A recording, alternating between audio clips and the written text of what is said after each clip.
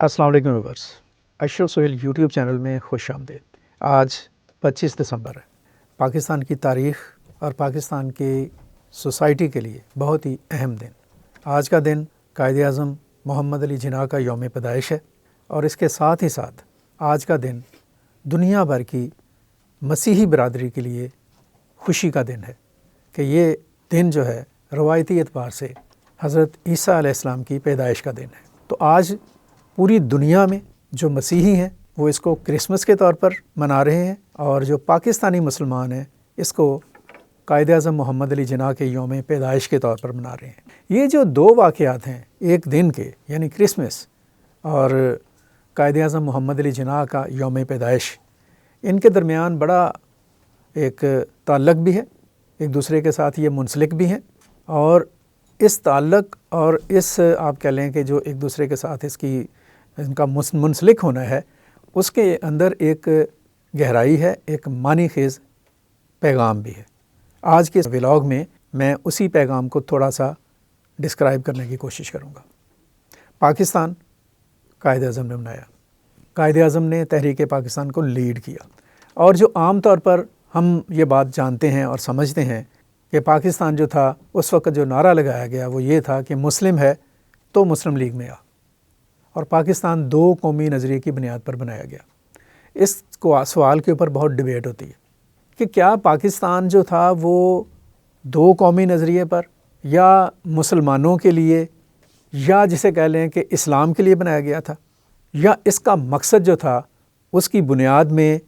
جمہوری نظام کے تحت اکثریت کے مقابلے میں اقلیت کو جو عدم تحفظ تھا اس عدم تحفظ سے نجات حاصل کرنا تھا۔ یہ بہت اہم نقطہ ہے، اور اگر ہم تھوڑا سا لاجیکلی دیکھیں تو میں یہ سمجھتا ہوں کہ پاکستان کی تحریک کے جتنے بھی لیڈرز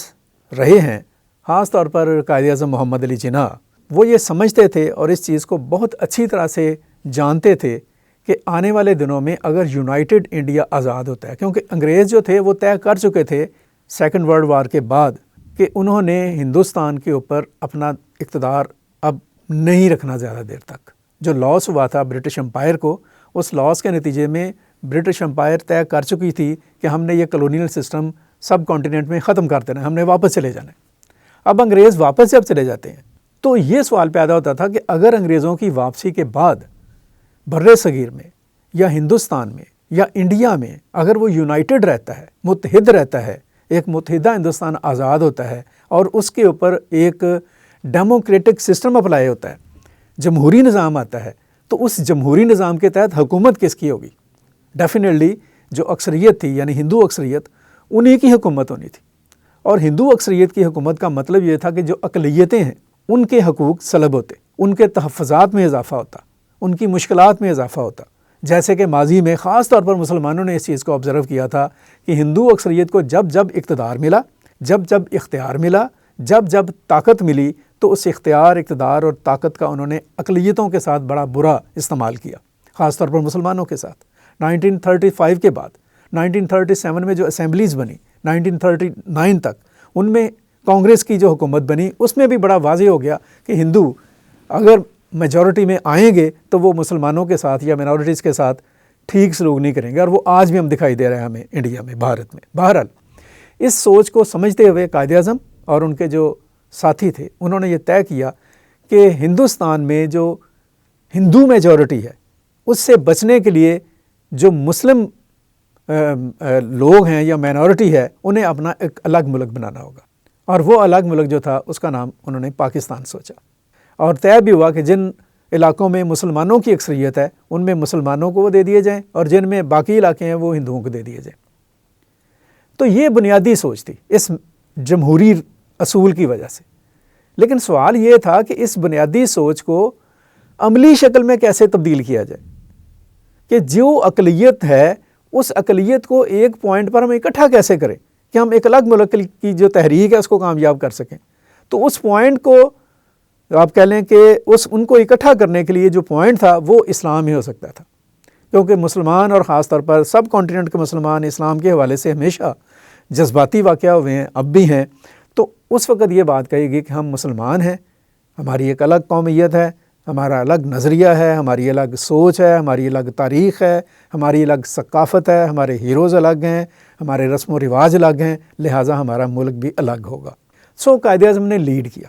اور اس لیڈ کے نتیجے میں پاکستان بن گیا 1947 کو۔ لیکن ہوا کیا؟ 1947 کو قائد اعظم نے ایک تقریر کی، 11 اگست 1947 کو پاکستان کی آئین ساز اسمبلی سے خطاب کیا انہوں نے۔ اس خطاب میں جو انہوں نے باتیں کی، انہوں نے پاکستان کا جو ایک فیوچر پلان دیا اور پاکستان کو جو ایک روڈ میپ دیا، اس روڈ میپ میں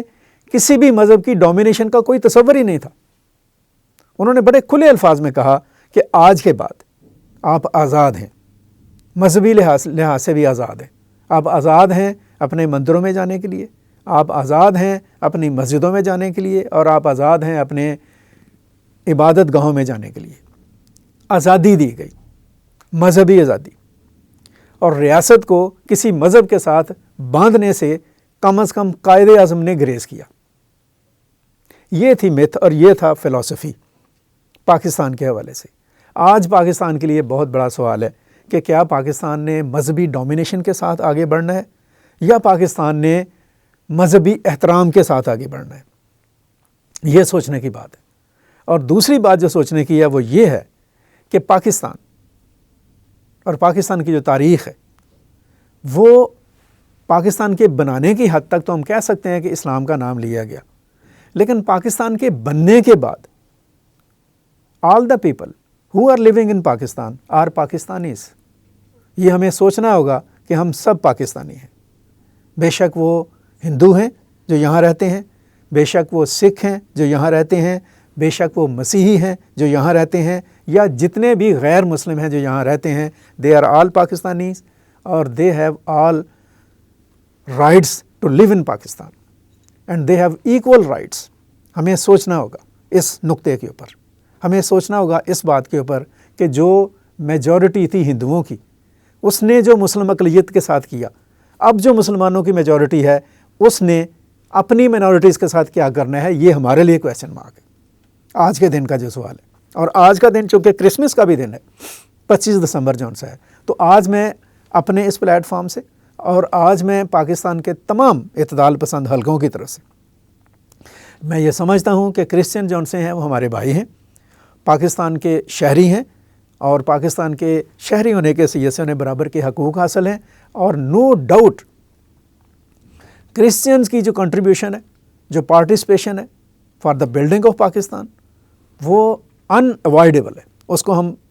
چیلنج ہی نہیں کر سکتے ہیں۔ بے شک وہ جنگ کا میدان ہو، بے شک وہ امن کے دن ہوں، بے شک وہ سائنس ہو، ٹیکنالوجی ہو، کلچر ہو، سوسائٹی ہو، پالیٹکس ہو، ڈیموکریسی ہو، کچھ بھی ہو، کرسچن پارٹیسپیشن آلویز آپ کہہ لیں کہ بہت زیادہ ایک اوور ویلمنگ شکل میں ہمیں دکھائی دیتی ہے۔ پاکستان کی تحریک میں، پاکستان کے ادب میں، پاکستان کی ثقافت میں مسیحی کردار جو ان سے ہیں بڑے نمایاں رہے ہیں۔ اور میں یہ آپ کو بات بتاتا چلوں کہ یہ جو پنجاب ہے، پنجاب کی تقسیم میں اور پنجاب کو پاکستان میں شامل کرنے میں جو ایک سنگل آؤٹ ہوا تھا، سنگل ووٹ ہوا تھا، جس نے پاکستان کے حق میں ووٹ دیا تھا، وہ کرسچن کا تھا جو اسپیکر تھے اس وقت پنجاب اسمبلی کے۔ پھر پاکستان جب بنا تو قائد اعظم کی جو کابینہ تھی اس میں تمام مذاہب کے لوگ تھے، محض مسلمان نہیں تھے۔ ہمیں آج اس سوچ کو پروموٹ کرنے کی ضرورت ہے، اور میں بتاتا چلوں کہ دراصل یہی سوچ اسلام کی بھی ہے۔ جو ہم ریاست مدینہ کی بات کرتے ہیں، جو ہم میثاق مدینہ کی بات کرتے ہیں، اور اگر ہم پاکستان فرسٹ کی بات کرتے ہیں، اور اگر ہم اسلام کی بات کرتے ہیں اور اسلامی تعلیمات کی بات کرتے ہیں، تو اس کی بنیاد پر پاکستان کے تمام لوگ پاکستانی ہیں، اور بطور پاکستانی انہیں عزت وقار ملنا چاہیے، ترقی کے موقع ملنے چاہیے،